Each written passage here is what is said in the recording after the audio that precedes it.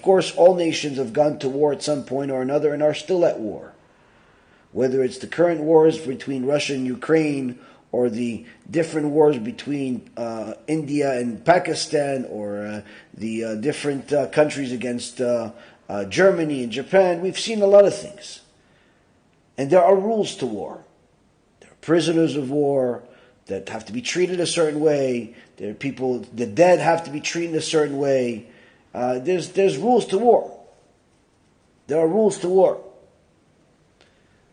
The rules to war have been broken in more measures in the last couple of days by the Ishmaelim than any other nation in recent history. To start off, we know that they broke through the borders and just started going after civilians, killing anyone they saw, going into the police station and killing everybody, taking it over, going into different military places and killing everybody. But after that, going to the houses of regular people. House to house, they went and they killed them.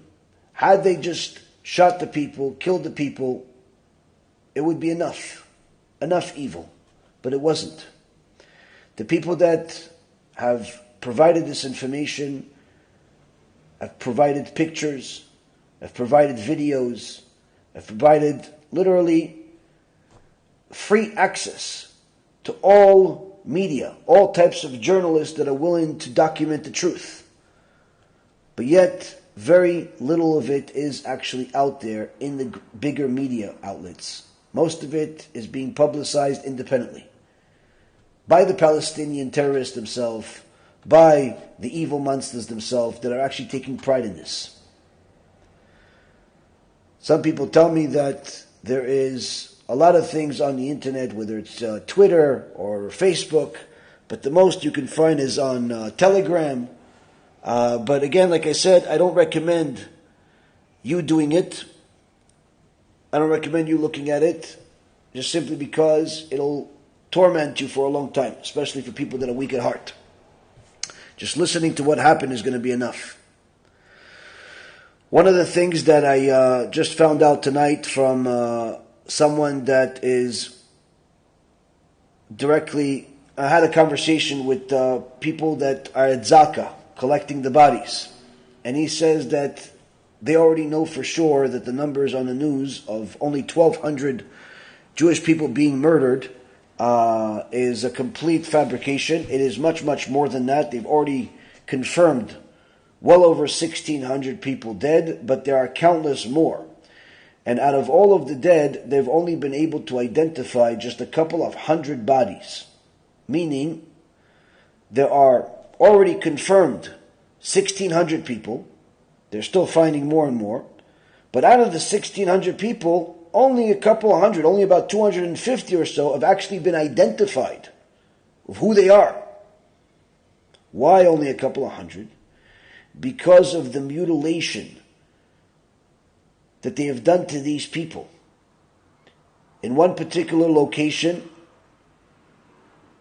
they went to a neighborhood, regular neighborhood, and each house they found more and more dead bodies. Some of these people that volunteered to do this, working to do this, literally had to go in and out of the houses and vomit because of just the gruesome nature of what happened.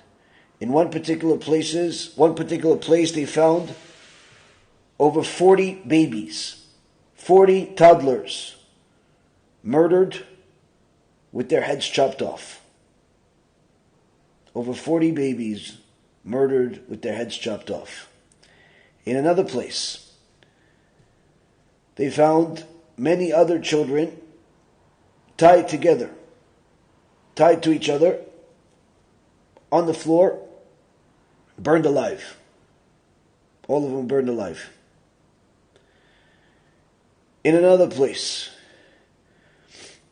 they found countless bodies lying on the floor, all tied up with their hands and legs tied up behind their back, and then all shot and killed, sliced in one particular woman that was pregnant, they killed her, they cut her open, her belly open, and took the baby out and killed it too.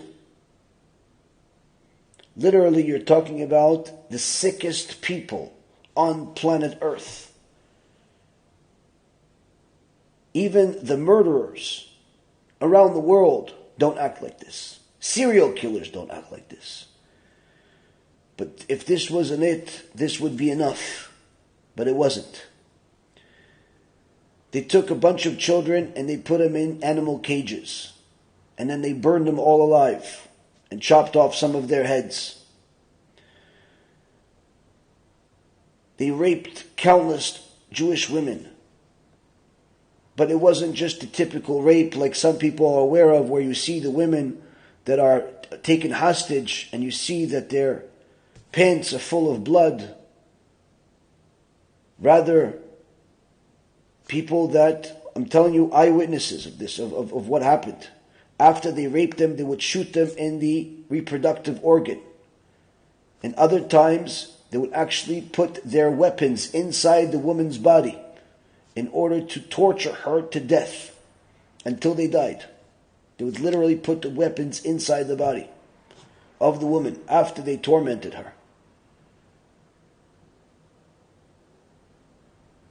In one particular scene, they took a group of women,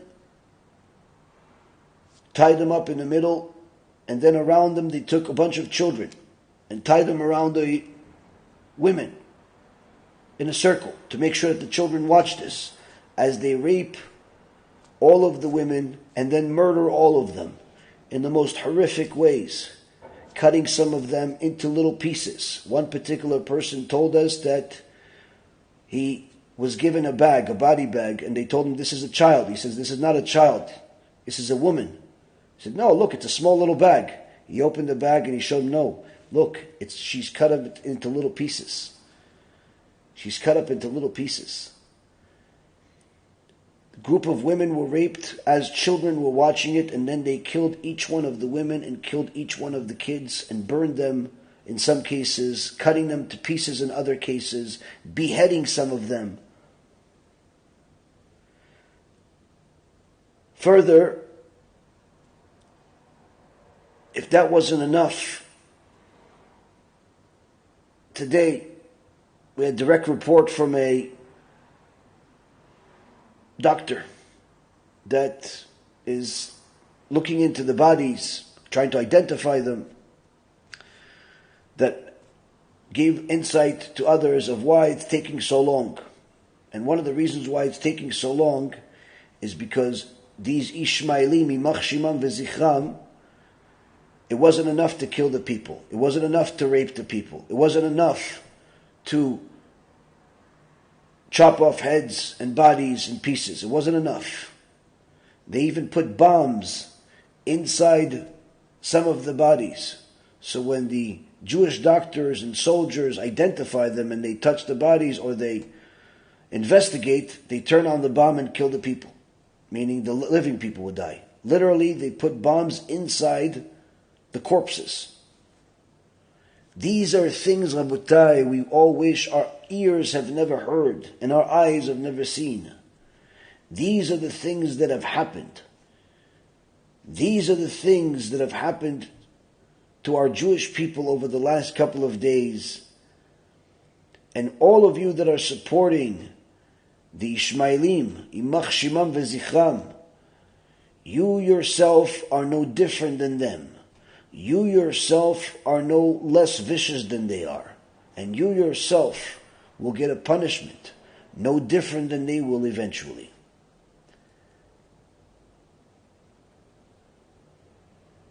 Now, one of the eyewitnesses that keeps reporting on this is a guy by the name of Michel Troni.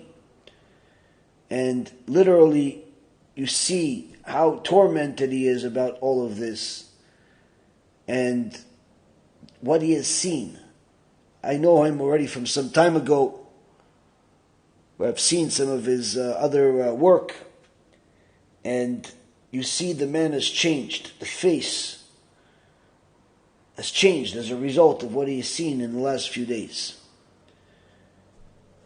Finding dead people is one thing. Finding them burned alive, cut into pieces, beheaded, weapons and bombs inside them. All types of horrific, psychopathic things have taken place, and the world at large is still requesting and demanding that the Jews explain their reaction. Sarai Menu, nearly 3,500 years ago, already knew that Ishmael is a vicious animal. Avraham initially did not know, until HaKadosh Baruch Hu showed it to him in prophecy. And one of the things, Rabotai Karim, that our Holy Torah tells us is that this is not the end. This is just the beginning. These satanic, psychopathic people are simply not normal human beings. And anyone that thinks that I'm making up any of this stuff, you can find every single thing that I said in living color.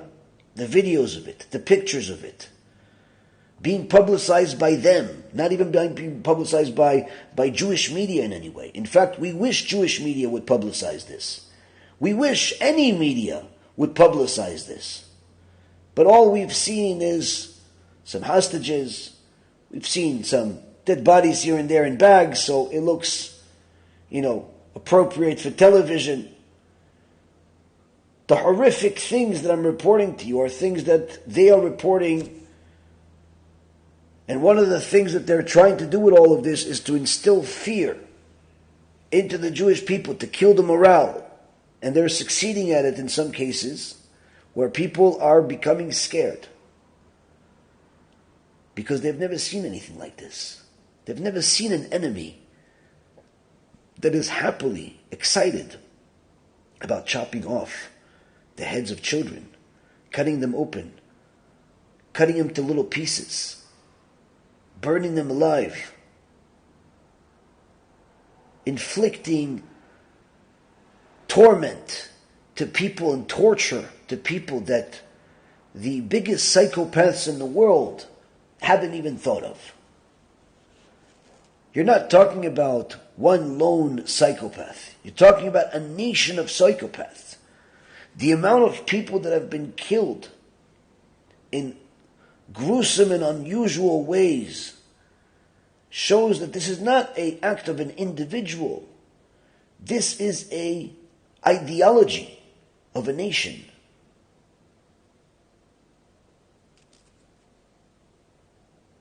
So for all of those, whether it's the lefty liberal Jews, Neture Karta, non-Jews out there that are supporting the Palestinians, know that this is what you're supporting. And if you are supporting that, you should know you will be considered no different than the murderer himself in heaven when HaKadosh Baruch Hu judges you.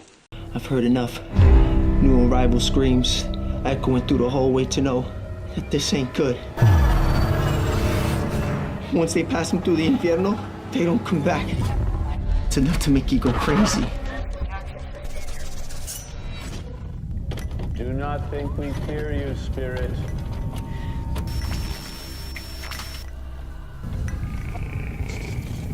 We know your power is born of evil. This is your last night in the land of the living. You understand me, malevolent demon?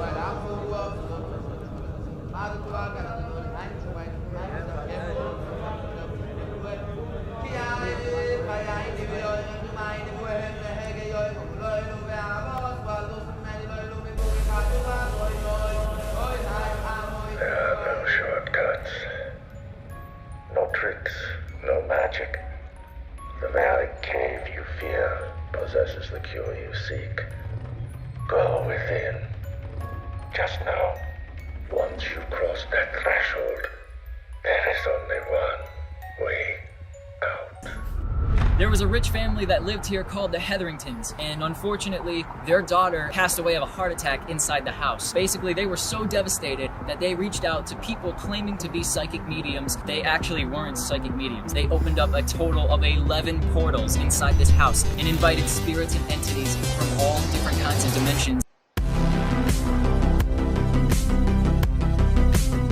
Well, I think there are certain pieces of evidence that there is an afterlife. Resurrection of the dead is affirmed pretty clearly in the Talmud and the Midrash. To be honest with you, to give this lecture is a nightmare. If it was up to me, I wouldn't. There's going to be some graphic details. This place is a maze. That person after death went to a place called Sheol. This is by far the largest near-death experience study that has ever been conducted. People go to a place and they experience weird things. And sometimes they actually will see a character of some type. Well, where did that come from?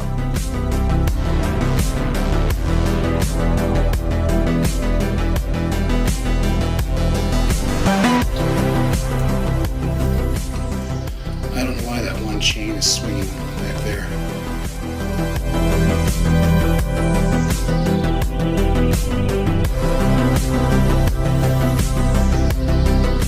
They may describe feeling profoundly peaceful, seeing a bright, warm, welcoming light.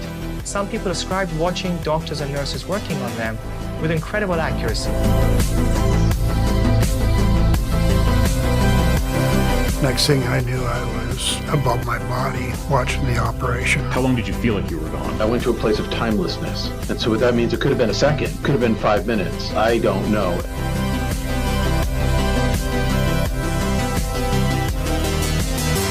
Can you imagine waking up from your sleep and not being able to move? As I'm lying there, I realized that there's an evil presence next to me. Do you believe that angels, demons exist? Holy dude, get out of here! Oh my god, dude! Strange things keep happening. Bizarre nightmares. As if I'm on fire. Whoa, what the hell is this? Man, I've got bad chest pain. Satan's Hollow is what it's called, the portal to hell. Some people calling it an eye of fire, while others said it looked like the portal to hell opening up. And the next thing I know, I was outside of my body, looking at my body.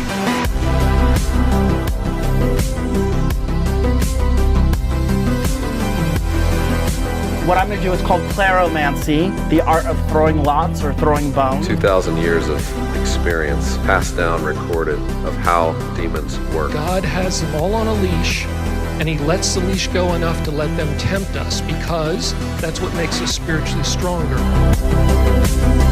I'm trying to be as graphic as possible so you understand what we're talking about. It's your ticket to reality. It's your ticket to freedom. It's your ticket to immortality. Is there an afterlife? Is there a God? This is the type of information that can keep you away from the Yitzhak. What happens to us after we die?